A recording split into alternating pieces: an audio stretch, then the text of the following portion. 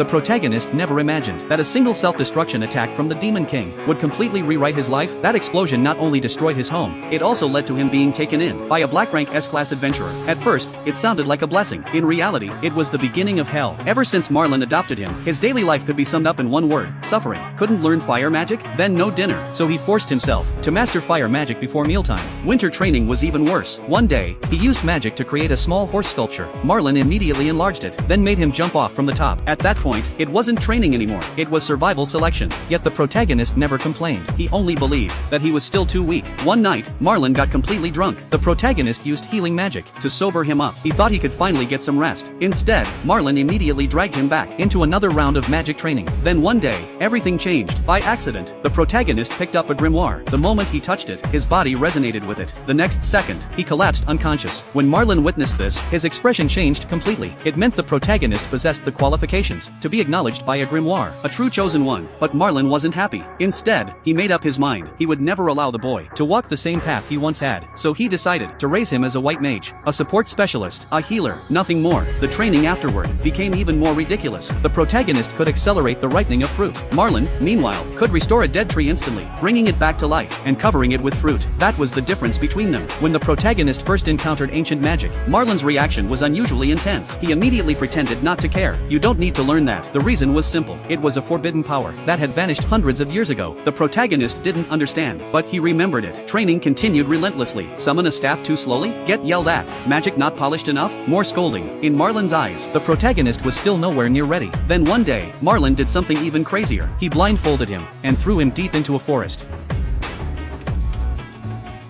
これを持っていけ。家まで1週間で帰ってこい。お前の魔法で生き延びるんだ。頑張れ！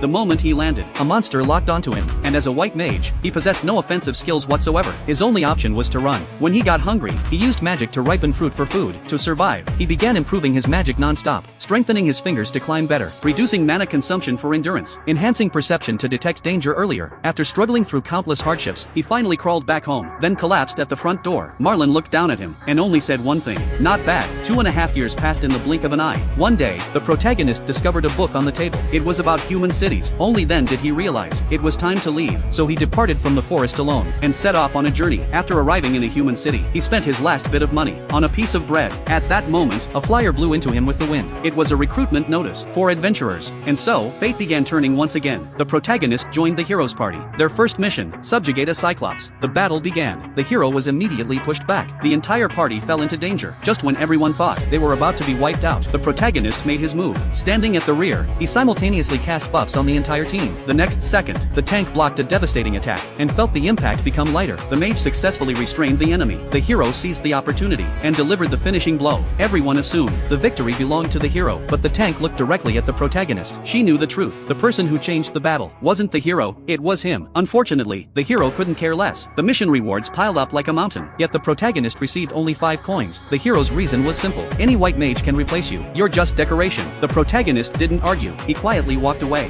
What he didn't realize was that ever since he joined, the party's success rate had skyrocketed. The tank had already begun noticing something strange.